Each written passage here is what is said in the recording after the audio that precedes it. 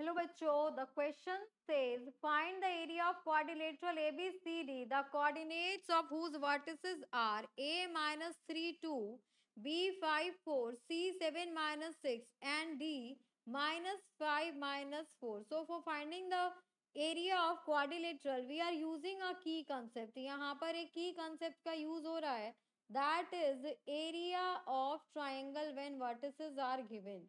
So area of triangle when vertices are given is given by half of x1 plus x2 then plus x3 and bracket close. यहाँ पर आ गया आपके पास, यहाँ पर हो जाएगा y2 माइनस y3, यहाँ पर हो गया आपके पास y3 माइनस y1 एंड यहाँ हो गया y1 माइनस y2. ठीक है, अब यहाँ देखो एक क्वाड्रिलेटरल लेते हैं ए बी सी डी. यहाँ पर एक क्वाड्रिलेटरल हमने ड्रॉ किया. ये आप सपोज कीजिए कि आपके पास एक क्वाड्रिलेटरल है, that is A B C D. यहाँ पर ए आ गया, ए के कोऑर्डिनेट्स गिवन है आपको -3 2, देन बी के कोऑर्डिनेट्स गिवन है यहाँ पर -5 4 एंड सी के कोऑर्डिनेट्स यहाँ पर गिवन है 7 -6 एंड डी के कोऑर्डिनेट्स यहाँ पर गिवन है -5 -4.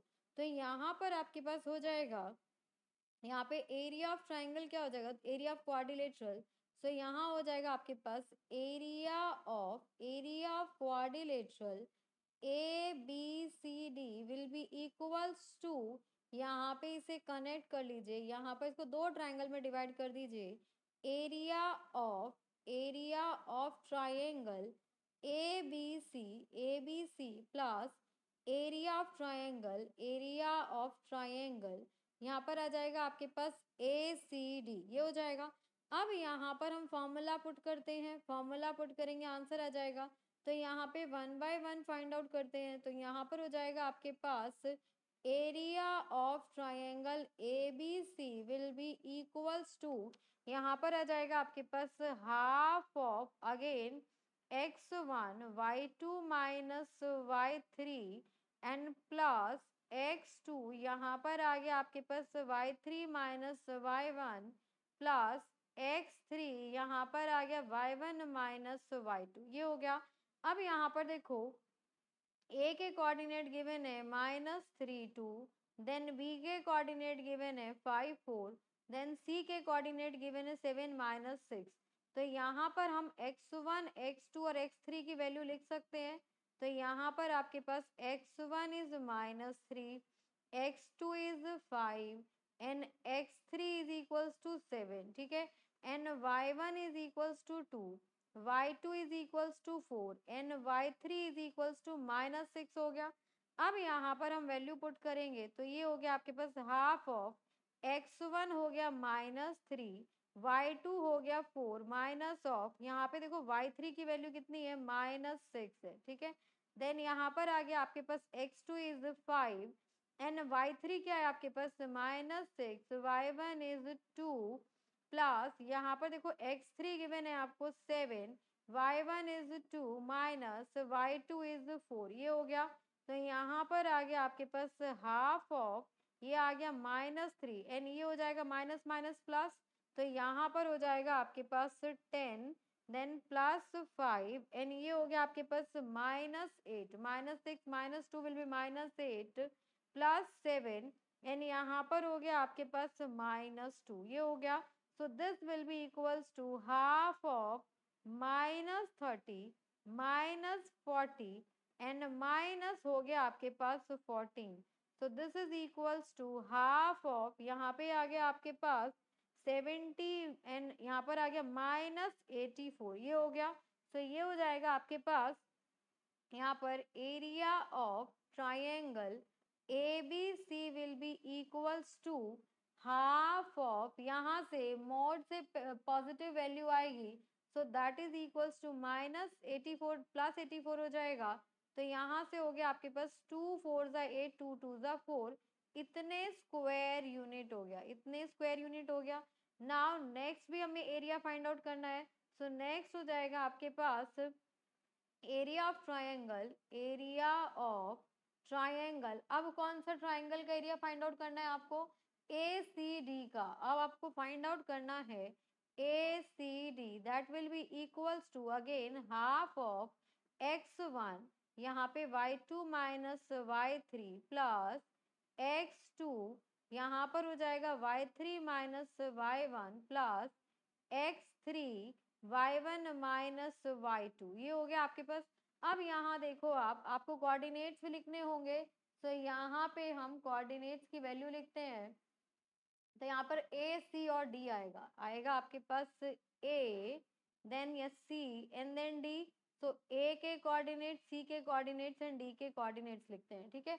तो ए का कोऑर्डिनेट हो गया -3 2, ए के कोऑर्डिनेट्स हो गए -3 2। देन नेक्स्ट देखिए सी के कोऑर्डिनेट्स हो गए 7 - 6, यहाँ पर 7 -6 हो गया। एंड डी के कोऑर्डिनेट्स क्या हो गए -5 - 4, यहाँ पर आ गया -5 और -4 ये आ गया। अब यहाँ पर देखो यहाँ पे हमें x1 x2, सो x1 हो गया -3, x2 हो गया 7 एंड x3 हो गया -5, है ना। अब y1 देखते हैं, सो y1 हो गया आपका 2, y2 हो गया -6 एंड y3 हो गया आपके पास -4। तो यहाँ से आपको वैल्यू फाइंड आउट करनी होगी। सो यहाँ पे हम इक्वेशन में वैल्यूज पुट करते हैं, so this will be equals to half of. अब देखो x1 क्या हो जाएगा, x1 इज -3, y2 है आपके पास -6 माइनस ऑफ -4 ये हो गया प्लस x2 हो गया आपके पास 7, y3 is -4 minus y1 is 2 plus यहाँ पे देखो x3 आपका -5 हो गया एंड y1 आपके पास 2 हो गया माइनस ऑफ y2 इज -6 ये आ गया।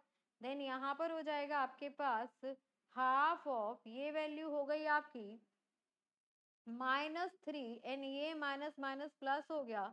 तो यहाँ पर -6 एंड +4, -6 + 4 विल बी -2 आ जाएगा एंड +7 एंड यहाँ हो जाएगा आपके पास -6 एंड ये हो गया आपके पास माइनस, यहाँ पर आ गया आपके पास -5 एंड ये माइनस माइनस प्लस यानी कि यहाँ पर आ गया आपके पास 8।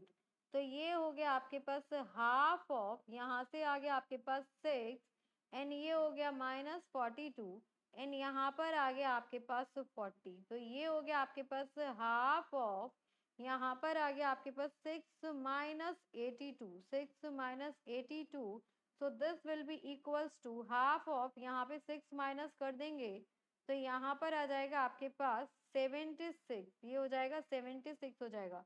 इसको डिवाइड करेंगे सो 2 3 ज़ा 6, 2 8 ज़ा 16। तो यहाँ पर आ जाएगा आपके पास area of quadrilateral A B C D will be equals to, तो यहाँ पे एरिया कितना हो जाएगा, यहाँ पर आपके पास एरिया हो जाएगा, यहाँ पर देखिए ये वैल्यू कितनी आई थी, ये आई थी यहाँ पर आपके पास वैल्यू यहाँ पर आई थी 42, यहाँ पर आपके पास 42 आई थी।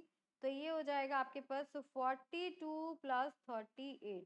तो यहाँ पर आ गया आपके पास 38 39 40 that is 80 square unit, that is 80 square unit. So for this question the final answer is area of quadrilateral ABCD is equals to 80 square unit. Hope you understood it very well. Best of luck. Thank you so much.